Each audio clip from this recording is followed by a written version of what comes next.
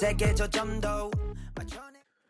welcome back to another video. Today we're going to talk about what I want to see in season 7.5, what I wish to see, what I hope they keep working on, and what I hope gets nerfed or buffed. After I talk about that real quick, we're going to watch the dev vision, and then I got a bunch more videos coming out today. So let's start off with what I want to see in this new season of Marvel Rivals.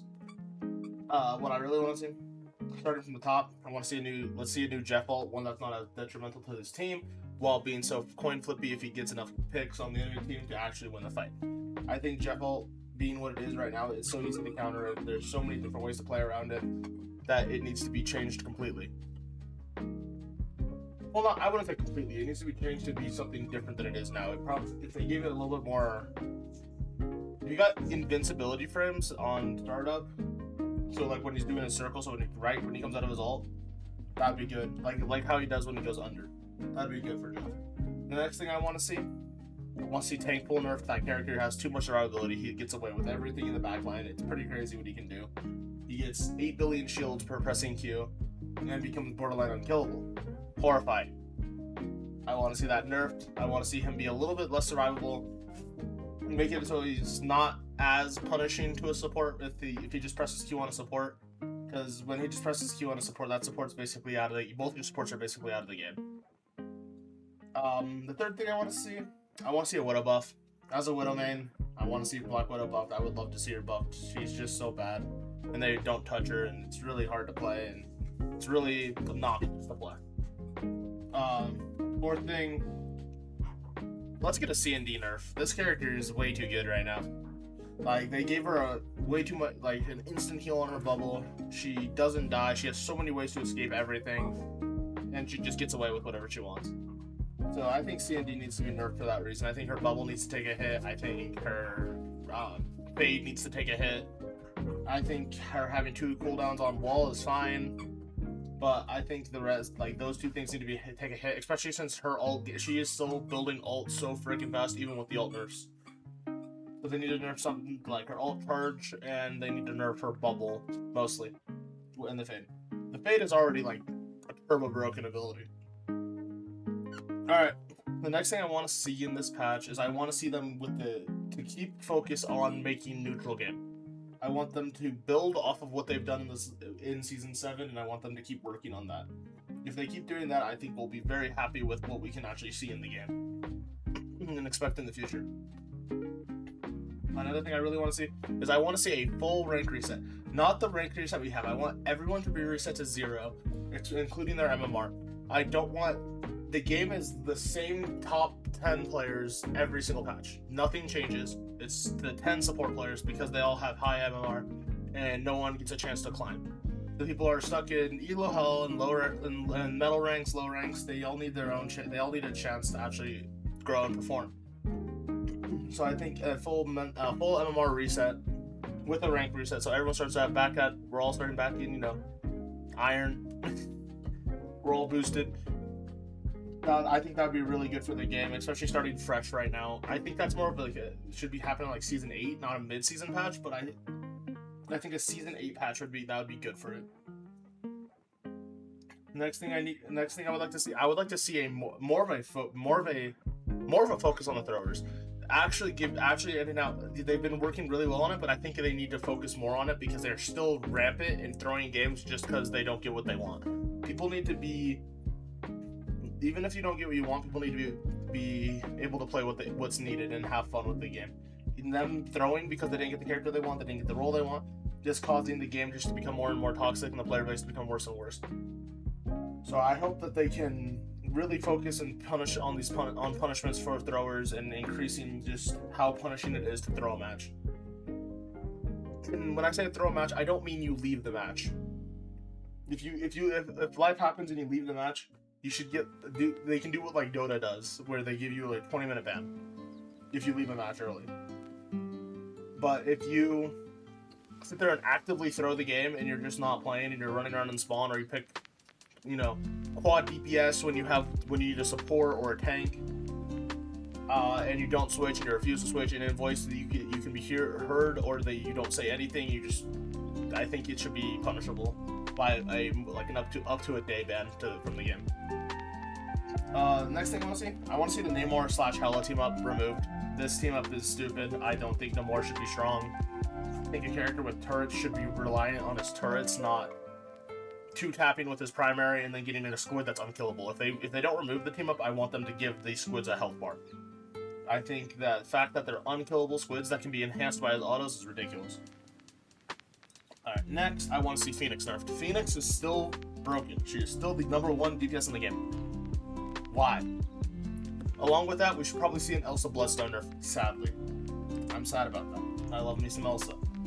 But I think she should lose the % health damage on her buckshot, her rifle shot. I think if they nerf that, it'll be much better for the game.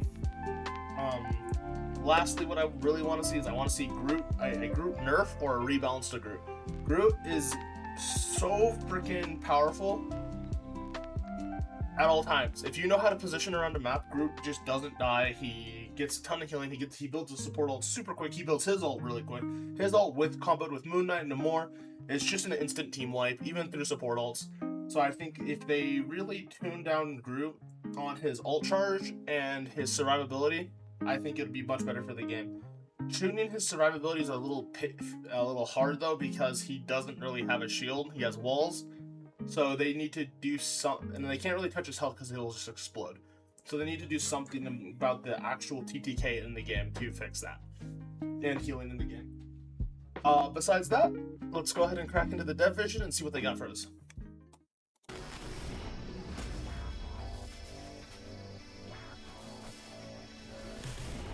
Hello everyone, Guang Guang here. Great to see you all again so soon. Wong Wong. Welcome to Season 7.5 of Marvel Rivals. Back in Season 7, Spider-Man and Black Cat successfully pulled off their Trojan horse plan, using Felicia's tablet delivery to Kingpin as a distraction. Spider-Man broke into the vault and rescued our imprisoned heroes. Okay. But then Felicia discovered... Okay, so I see Widow in the background. Does that mean we get Widow change? Please? I beg? Hopefully? My yotes? But then Felicia discovered that Kingpin's mysterious benefactor was none other than the Gilded Saint, the demonic patron behind the New York Thieves Guild. Would she really feel comfortable handing the tablet over to the less than benevolent god? In Season 7.5, Black Cat breaks into Marvel. Thank God she's not a tank. Black Cat is an agile duelist and an elusive so she's gonna be with her exquisite martial arts and incredible mobility. Sweet mobility. She can infiltrate any location and wave through the battlefield with ease. In combat, she uses wall climbing and double jumps to navigate between friend and foe, waiting for the perfect moment to steal her enemy's fortune with her grappling hook. She has a grappling hook, to buff her own combat power, unleashing enhanced cross strikes to deal heavy damage. Okay, I'm guessing since she's enhancing her powers, I'm guessing she's more like what we have for current Deadpool, how he enhances his abilities. Whether the enemy team is holding a tight defensive line or scattered across the map, Black Cat can use her Phantom Pursuit to close the gap, tear through their defenses with razor-sharp claws, and then safely disengage. Okay, so that makes me happy with what they say there. For dive DPS is them having a safe disengage. Most characters like BP, that's where they struggle. BP doesn't have an insane disengage. Unless he saves his cooldowns to dash out, which means he's losing damage, he has no disengage. His E can be used as a disengage, but it's not a very far disengage, and you can still kill him pretty easy through it.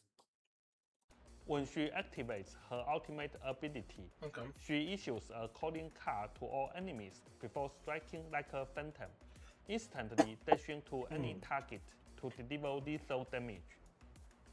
What's more, she can trade her stolen fortune with the Gilded Saint, pulling rare treasures from the New York Thieves Guild vault, like the Ring of Jonah, the Hymn of Hades, and even the metal fish once possessed by Namor. These artifacts not only boost her own abilities, but also create unexpected tactical advantages for the whole team. So she can. What I'm hearing with that is that she's gonna have an upgrade that actually buffs and helps the team as well. So we'll see how that works. I hope it's not like, oh, we're gonna. I hope they don't say, oh, she's just gonna give more ult charge to the team. No, let's not do that. No more ult charge buffs, please. It's finally starting to get better with ult usage, and people are playing neutral more, which is really enjoyable in the current meta. So I hope that's not that. I hope it's more of like, I don't know what they're gonna do with it. I hope it's not crazy though.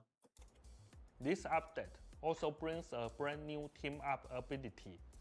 Black Cat, White Fox, and Captain America. The Lucky Lone team up. I think I'm surprised that she doesn't get a team up with like Spider-Man. Being Black Cat and Spider-Man are so iconic together. So that's surprising that she's getting one with Cap and White Fox when Black Cat rarely in comics or anywhere works with Cap because she's a thief. So it'll be really interesting to see. It sucks to not see a Spider-Man team up. It also sucks. It's also interesting to see that she got to team up with that. So let's see what it does. New Lucky Lone team up. I'm guessing she's the anchor. Black Cat is the team up anchor. Yep. Okay. Providing White Fox and Cap with some of her luck to boost their combat capabilities. White Fox receives a special boost to her life energy. Upon activation, White Fox channels this vitality into her Gumiho powers. Interesting. Launching multiple spectral fox tails in all directions. Really? These tails automatically seek out nearby targets. Okay, so it's basically another primary fire? And a movement speed boost to allies. So instead of just being her heal that her bounces have already on her primary, it's going to give him a buff as well. Okay. While dealing damage and applying a slow effect. Oh, and it's a debuff. Okay. Meanwhile, Captain America Vibranium Shield also gets a lucky upgrade. When raised, the shield's protective radius is expanded, and its deflection becomes pinpoint accurate. Pinpoint accurate deflection on Cap. He is going to be a counter to Hawkeye so crazy with this team up. It's going to be Hawkeye, it's going to be Punisher, everyone's on the chop and block. When the Cap player can keep his crosshair on the enemy, say like a Punisher ult, he's going to shred through the Punisher ult because he's going to keep his crosshair on the Punisher and deflect it all back into his face. Or a Hawkeye arrow, he can deflect the headshot. That'll be really interesting to see. The Cap players right now, I know, are really enjoying the character, but I think this will force them to aim a little bit more. Enemy projectiles exactly where his crosshair. Along with the Cap buffs this current season, in season 7, I think this is gonna push him a little bit over though. I think he's gonna be a little bit overtuned and maybe a little bit crazy this patch. Is aiming. The full balance patch notes will be released in a few hours. Stay tuned. Fingers crossed for a Phoenix nerf. Oh, new PvE mode. Finally, they brought back a new PvE mode. PvE, I'm not gonna lie, I was addicted to the zombies mode. That was actually really fun to play with friends. You just sat down and played it with friends for an hour, and it was really fun.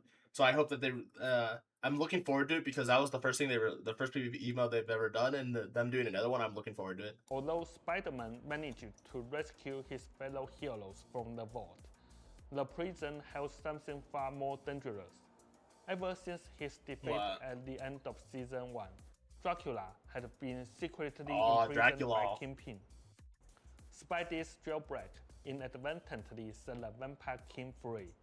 Even worse, Dracula met up with a Loin Stone from Kingpin's private collection.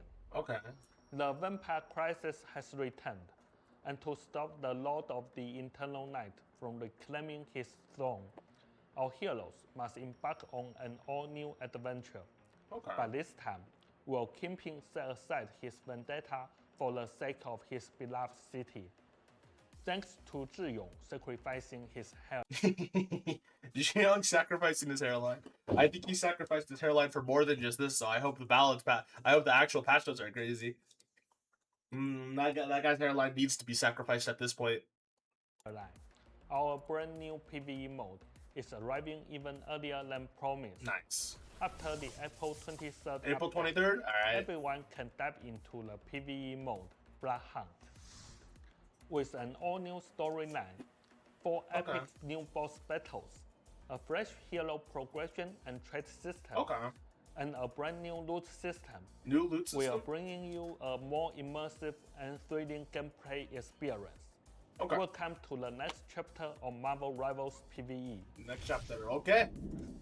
Looking forward to that. Finally, the new PvE mode is out. I know a lot of people enjoyed that, so I'm really hoping it lives up to what the event Zombies was. The Zombies was so good. Following the April 23rd update, okay, the 2026 Hellfire Gala event will Hellfire Gala begin. We've prepared stunning new themed costumes and exclusive cosmetics for Magic, Gambit. Dude, the Magic and Moon Knight one look amazing. Out of all of these, I think these are the two standout ones. These two are. This is Phoenix and that's Gambit. So I don't like Phoenix's. I think Phoenix has enough already like dress outfits. But I do like the Magic one and I do like the Moon Knight one for sure. The Moon Knight one definitely hits different. Moon Knight. I think this is the first actual Moon Knight skin you can see his face in too. Frost and Phoenix. Get ready to dress to impress. Dress to impress. Plus, the winner of the 2025 Hellfire Gala Community Vote, the Emma Frost Gala Star costume, will be given away for free to all players. Oh, we all get a free Gooner skin. Everyone take your free Gooner. Guang Guang said we all get our free Gooner skin. Everyone take your free Gooner skin. Go. Just play matches to claim it. At the same time, the community vote for the next Hellfire Gala costume will kick off with the update. Give me a Jeff one. We invite everyone to cast their votes. Give me a Jeff one. With the most votes. I don't got enough Jeff skins already. Exclusive costume in next year's Hellfire Gala, which players will again be able to earn for free just by playing the game. Awesome. Path to Doomsday. After the April 30th update, we'll be kicking off phase 1 of the Path to Doomsday event. The all-new mode, Path to Doomsday, the Avengers mode, will let you experience the thrill of asymmetric combat, playing as or against Loki. Meanwhile, Times Square will feature a series of events. Nice. Let's relive the glory of the Infinity Saga right here in Marvel. So they're actually linking it to the MCU more, it seems, with this event. So that'll be interesting. I really hope to see a Widow buff. Rivals. Zhiyong is still hard at work on balance adjustments.